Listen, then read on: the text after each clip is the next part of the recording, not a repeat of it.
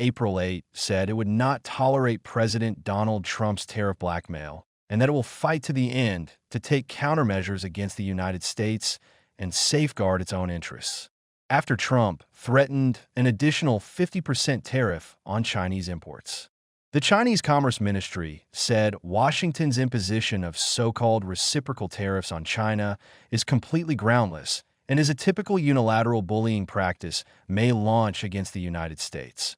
Abuse of tariff measures seriously infringes upon the legitimate rights and interests of other countries, constitutes a grave violation of World Trade Organization rules, severely undermines the rules-based multilateral trading system, and poses a serious threat to the stability of the global economic order. This is a typical example of unilateralism, protectionism, and economic bullying and has been widely opposed by the international community. China strongly condemns and firmly opposes such actions. I would like to reiterate that there are no winners in a trade war or a tariff war. Protectionism offers no way out. The Chinese people do not provoke trouble, but we are not afraid of it. Resorting to pressure, threats, and blackmail is not the right way to engage with China. China will take all necessary countermeasures to resolutely safeguard its legitimate and lawful rights and interests. The actions of the U.S. side have not demonstrated any genuine willingness for serious dialogue. If the U.S. truly wishes to engage in talks, it should adopt an attitude of equality, mutual respect, and reciprocity. If it persists in disregarding the common interests of both countries and the international community and insists on escalating the trade and tariff conflict, China will, as always, fight to the end. China, the world's second-largest economy, has imposed retaliatory tariffs and signaled more could follow. In its latest statement, the ministry called the U.S. tariff threats a mistaken mistake. The U.S. threat to escalate tariffs on China is a mistake on top of a mistake and once again exposes the blackmailing nature of the U.S. China will never accept this if the U.S. insists on its own way. China will fight to the end.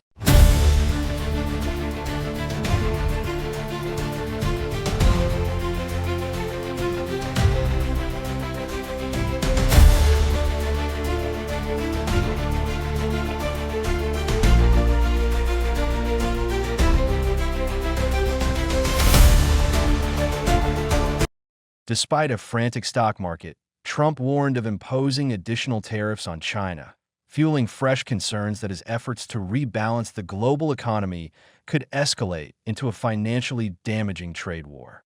The threat from the U.S. president came after China said it would retaliate against U.S. tariffs. He announced last week in a post on Truth Social. Trump wrote, if China does not withdraw its 34% increase above their already long-term trading abuses by tomorrow, April 8, 2025, the United States will impose additional tariffs on China of 50% effective April 9. Additionally, all talks with China concerning their requested meetings with us will be terminated if Trump implements his new tariffs on Chinese products. U.S. tariffs on Chinese goods would reach a combined 104%. The new taxes would be on top of the 20% tariffs announced as punishment for fentanyl trafficking and a separate 34% tariffs announced last week. AP reported that not only it could increase prices for American consumers, but also give China an incentive to flood other countries with cheaper goods and seek deeper relationships with other trading partners, particularly the European Union. When asked if he would consider a pause on his widespread tariffs, Trump said, "We're not looking at that." The U.S. president, however, stated that he was open to negotiations if Washington can make a really fair deal and a good deal with China.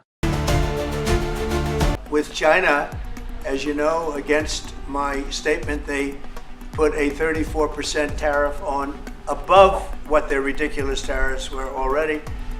And I said, if that tariff isn't removed by tomorrow at 12 o'clock, we're putting a 50% tariff on above the tariffs that we put on.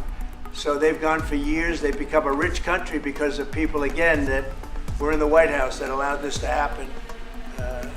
Hundreds of billions of dollars a year that make us on trade, and it shouldn't be that way. And I have a great relationship with President Xi. I hope it's going to stay that way. I have great respect for China, but they can't do this. also said that it's possible to have both negotiated settlements with other countries and permanent tariffs.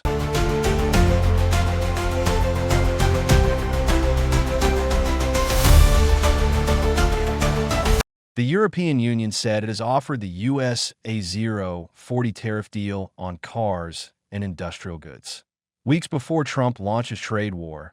However, the EU stated that it would not wait endlessly to defend itself.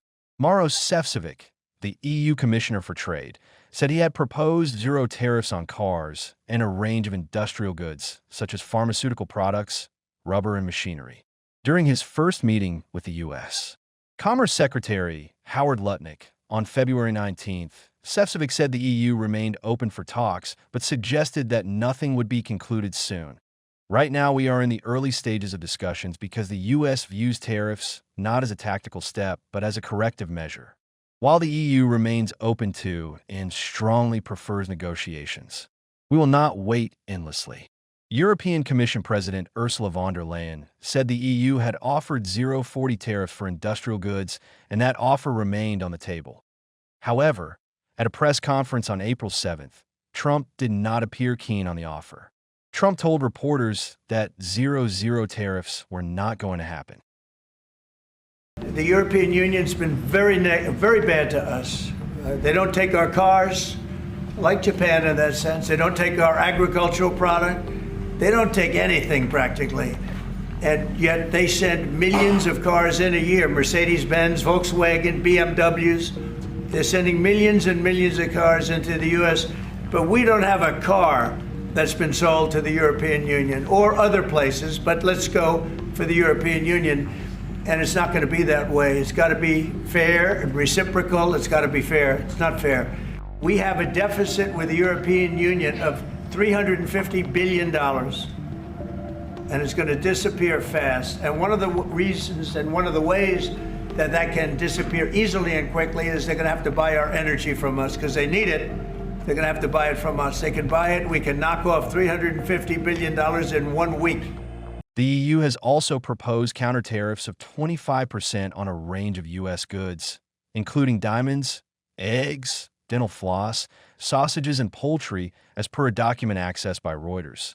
The tariffs on some goods will take effect on May 16th and others later in the year. The counter tariffs on almonds and soybeans will take effect on December 1st. Reuters reported that the EU's proposed counter tariffs come in response to Trump's tariffs on steel and aluminum. EU Trade Chief Maros Sefcovic earlier said the counter tariffs would have less impact than the previously announced $28.45 billion. Speaking about Trump's tariff policy, Canadian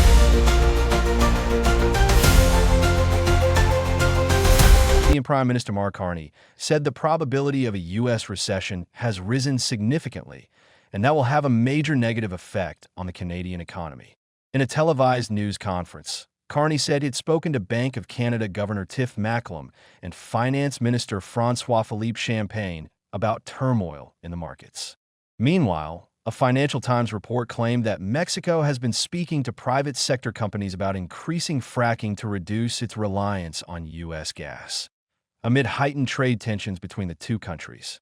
The report, citing 4 executives, said any policy change to affect the expansion in fracking could, however, take months to materialize and that the discussions are still at a preliminary stage. As per Reuters, imports, which are almost entirely from the United States, meet 72% of the total demand for natural gas consumed in Mexico, that a market advisory service recently shared that U.S. imports, mostly from the Permian and the Eagle Ford basins, have increased threefold over the past decade. It noted that Mexico's own production has declined rapidly and that much of its gas is considered unusable because of the high nitrogen content.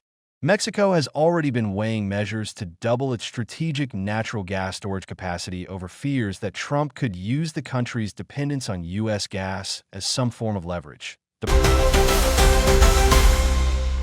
problem is they cheat. They cheat like crazy. Canada cheats, Mexico cheats, just one of those things.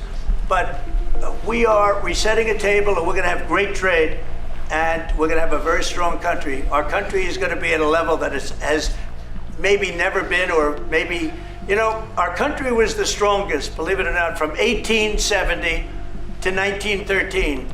You know why? It was all tariff-based. We had no income tax.